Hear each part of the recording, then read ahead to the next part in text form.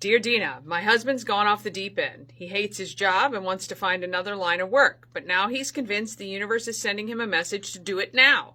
He says he's had the same dream 4 times in the last month. It features him opening a gourmet restaurant in his hometown, and we moved away from 5 years ago.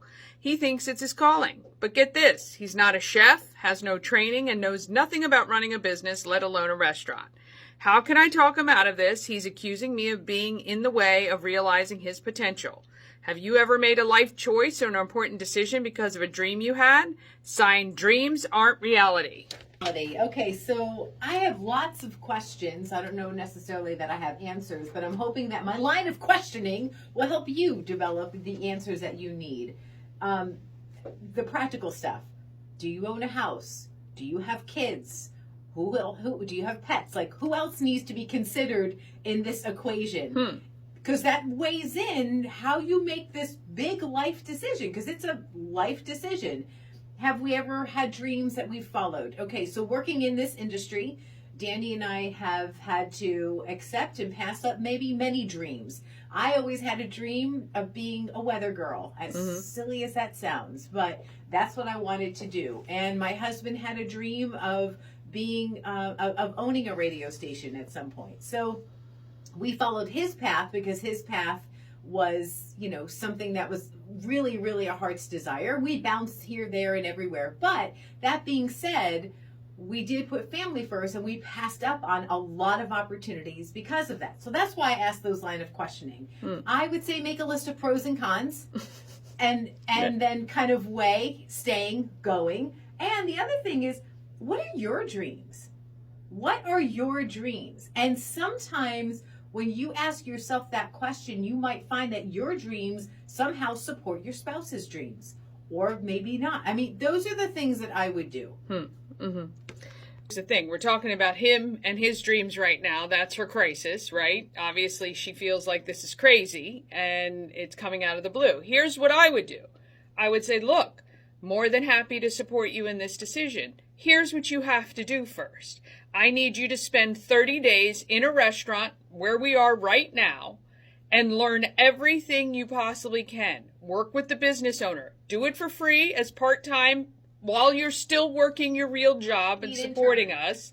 Be an intern. Be an apprentice. Live it and learn it. Because I believe restaurants are one of the hardest industries in the world when you know what you're doing, much less just a pipe dream. But it's not impossible either. So maybe he's got some skills that can be put to use. But I think if he commits the 30 days and comes out of it and says, okay, I have a plan, and you guys discuss it, then why not?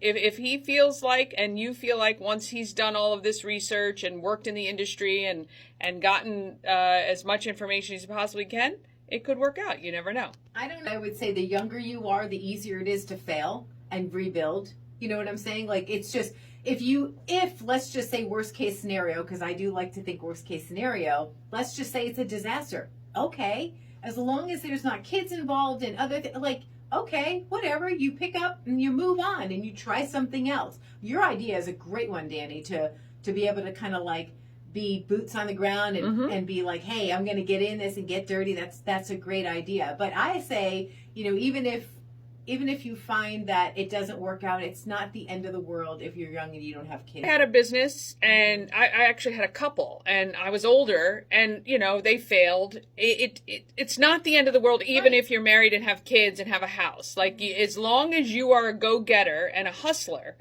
it's not the end of the world. If you're putting everything into this, then everybody should be on board. I had a very supportive husband, so that helped a lot. So I think you got to figure out what's best. I think you have to support your spouse in their dreams and what they want to do, but it also can't be at the detriment of losing a house or whatever. So, and as far as restaurants, very hard. My brother, a business owner, a restaurant business owner. He has 2 restaurants, but that was after 2 that failed. So right. Definitely a hard business. Dear Dina, we've got your back and we are here for you. You can click under the features tab and ask at key103radio.com.